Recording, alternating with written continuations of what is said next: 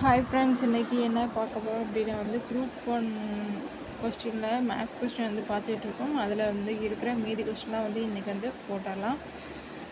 அடுத்த கொஸ்டின் என்ன அப்படின்னா கோபி ஒரு மடிக்கணினை 12% லாபத்திற்கு விற்றார். மேலும் அதை 1200க்கு கூடுதலாக விற்றிருந்தால் லாபம் 20ஆக இருந்திருக்கும். மடிக்கணினின் அடக்க விலை என்னன்னு கேட்டிருக்காங்க.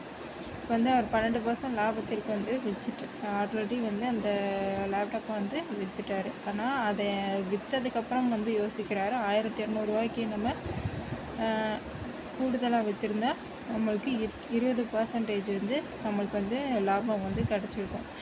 அப்போ அந்த லேப்டாப்போட அடக்க விலை என்னன்னு தான் கேட்டிருக்காங்க. இதை எப்படி போடலாம்னா, இப்போ நம்ம என்ன பண்ணணும் அப்படின்னா அவர் எவ்வளோ பர்சன்டேஜ் அதிகமாக விற்றுருக்கலாம் அப்படின்னு நினைக்கிறாருங்கிறத கண்டுபிடிச்சிடலாம். இப்போ நம்ம கண்டுபிடிச்சோம்னா எவ்வளோ லாபம் நம்மளுக்கு கிடச்சிடும். அந்த லேப்டாப்போட அடக்க விலையும் நம்மளுக்கு கண்டுபிடிச்சிடும். இப்போ 20% சேர்த்து விற்றுருந்தா 1200 அப்படின்னு சொல்கிறாங்க. ஆனால் இவர் என்ன 12% தான் விற்றுருக்காரு. அப்போ 8% கம்மியாக விற்றுருக்காரு. சரிங்களா? 8% கம்மியாக விற்றுருக்காரு. அந்த 8% தான்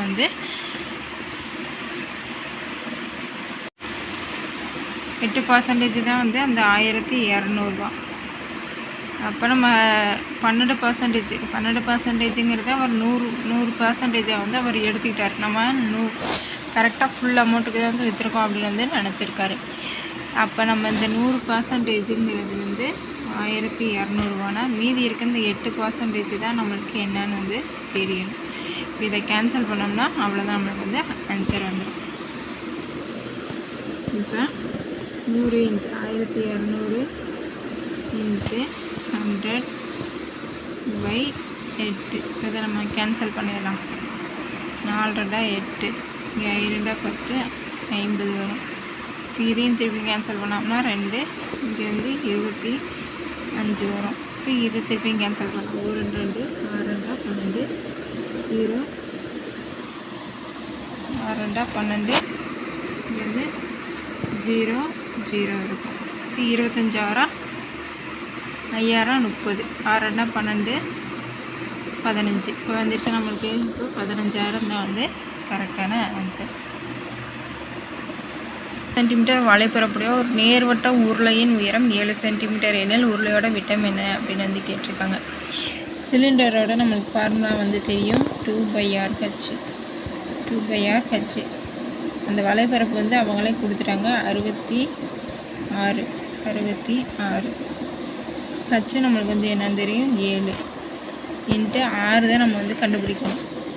2/க்கு என்னது 22/7 இங்கே முன்னாடி 2 இருக்குது. இதை அப்படியே பண்ணுறோம். இப்போ 7க்கும் 7க்கும் கேன்சல் ஆயிரும்.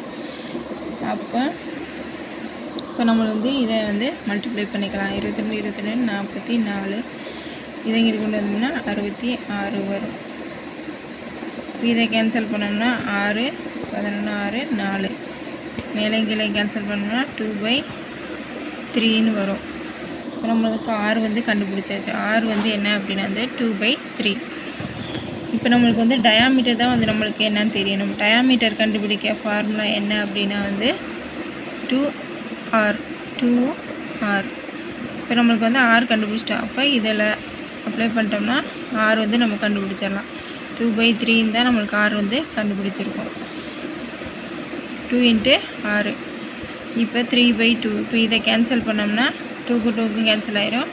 3 தான் R. அவ்வளோதான். 3 சென்டிமீட்டர் தான் ஆன்சர். அடுத்த கணக்கு பார்த்தலாம்.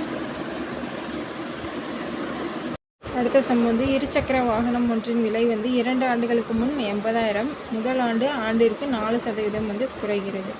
அப்போ 4% குறைகிறது. பர்சன்டேஜ் நம்ம என்னன்னு வச்சுக்குவோம், 100ன்னு வச்சுக்குவோம். பர்சன்டேஜ்னாலே நம்மளுக்கு 100 தான். 100ன்னு வச்சு வைப்போமா. அப்போ ஃபஸ்ட்டு ஆண்டு 4% குறையுது அப்படின்னு சொல்கிறாங்க. அப்போ குறைஞ்சிச்சின்னா 96 தான் வரும்.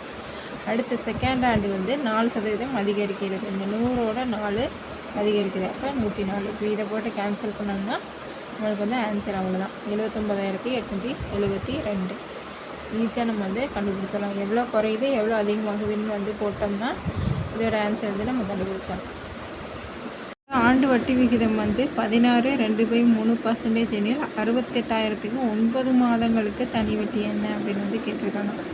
ஒரு வருஷத்துக்கு வந்து 16.2/3% வந்து வட்டி அவங்க கொடுக்குறாங்க. அப்போ 68,000க்கு 9 மாதத்துக்கு வந்து தனி வட்டி என்ன அப்படின்னு வந்து கேட்டிருக்காங்க. இப்போ நம்ம வந்து இது வந்து விகிதத்தில் வந்து இருக்குது. இதை வந்து நம்ம சமன்பாடை வந்து மாற்றிக்கலாம். அப்போ 16 3 48, 48 2 50, 50 இல்லையா, 50 பை கீழே இருக்கிறது 3 அப்படியே போட்டுக்கலாம். இப்போ PNR/100 நம்ம இப்போ விகிதத்தில் இருக்கிறத வந்து சமன்பாடை வந்து மாற்றிட்டாங்க. இப்போ வந்து இந்த ஃபார்முலாவில் போட்டால் நம்மளுக்கு வந்து ஆன்சர் வந்து வந்துடும். சரிங்களா? அப்போ 68,000 இன்ட்டு எத்தனை மாதத்துக்கு, PN 9 மாதத்துக்கு, 9 மாதத்துக்கு 9 இன்ட்டு 50/3 எவ்வளோ பர்சன்டேஜ், 50/3. இது 9 மாதங்கிறது வந்து என்னது அப்படின்னு வந்து ஆண்டுக்கு தான் வந்து நம்ம கேட்டிருக்காங்க. அப்போ 12 வருஷத்துக்கு 12 மாதம், 12 மாதமா. அடுத்து வந்து அவ்வளோதான், 12 இன்ட்டு 50/3 நம்ம வந்து போட்டாச்சு. 100 மொத்தம் வந்து பர்சன்டேஜுக்கு எவ்வளோ, 100 வந்து கண்டுபிடிக்கிறோம். 100% தான் வந்து நம்ம கண்டுபிடிக்கிறோம். அப்போ இதை வந்து நம்ம கேன்சல் பண்ணி பார்த்தீங்கன்னா 8,500 வரும். அவ்வளோதான், 68,000 அந்த ரூபாய் வந்து போட்டோம். அடுத்து வந்து 9 மாதத்துக்கு, வருஷத்துக்கு 12 மாதம் இருக்கா, அதில் 9 மாதத்துக்கு தான் வந்து நம்மளுக்கு கேட்டிருக்காங்க. பர்சன்டேஜ் எவ்வளோ, 50/3. எவ்வளோ பர்சன்டேஜுக்கு வந்து கண்டுபிடிக்கிறோம், 100%. இப்போ இது எல்லாத்தையுமே கேன்சல் பண்ணோம்னா நம்மளுக்கு வந்து 8,500 ஆன்சர் வரும். செக் பண்ணி பார்த்துக்கோங்க. அடுத்த சம் என்ன அப்படின்னா வந்து செவ்வக வடிவ நிலத்தின் ஒரு பக்க அளவு வந்து 15 மீட்டர் வந்து கொடுத்துட்டாங்க. அதோட ஒரு மூளை விட்டம், பக்க அளவும் மூளை விட்டமும் வந்து கொடுத்துருக்காங்க. நிலத்தோட பரப்பளவு என்ன அப்படின்னு வந்து கேட்டிருக்காங்க. செவ்வக வடிவ அளவு, நிலத்தோட பக்க அளவு வந்து கொடுத்துட்டாங்க. இதோட பரப்பளவு தான் வந்து என்னென்னு கேட்டிருக்காங்க. இப்போ நம்ம வந்து ABCDன்னு வச்சுக்கலாம். இதோட பக்க அளவு என்ன அப்படின்னா வந்து ஒரு பக்க அளவு வந்து 15 மீட்டர். இதோட மூளை விட்டம் என்ன அப்படின்னா வந்து 17 மீட்டர். நம்மளுக்கு வந்து என்ன பண்ணியிருக்காங்க அப்படின்னா வந்து நிலத்தோட பரப்பளவு தான் என்னன்னு வந்து கேட்டிருக்காங்க. இப்போ நம்ம வந்து இதை வந்து பித்தாகரஸ் தேற்றத்தைப்படி யூஸ் பண்ணி தான் வந்து இந்த சம் வந்து போட முடியும். அப்போ பித்தாகரஸ் தேற்றம் என்னது, பித்தாகரஸ் தேற்றத்தைப்படி இந்த BD square equal to AB squared plus இந்த AD squared. இந்த BD squared என்ன அப்படின்னு நமக்கு வந்து கொடுத்துட்டாங்க, 17 ஸ்கொயர்டு. அப்போ 17 ஸ்கொயர்டு. AB ஸ்கொயர்டு வந்து என்ன, AB ஸ்கொயர்டு வந்து நம்மளுக்கு வந்து தெரியாது. இதை அப்படியே வந்து வச்சுக்கலாம். AB ஸ்கொயர்டை வந்து அப்படியே வச்சுக்கலாம். ப்ளஸ் AD ஸ்கொயர்டு என்ன அப்படின்னா வந்து ஒரு பக்க அளவு தான் வந்து AD ஸ்கொயர்டு. அப்போ 15 ஸ்கொயர்டு. இப்போ இதை நம்ம ஸ்கொயர் பண்ணோம்னா 17 ஸ்கொயர் பண்ணோம்னா என்ன வரும் அப்படின்னா வந்து 17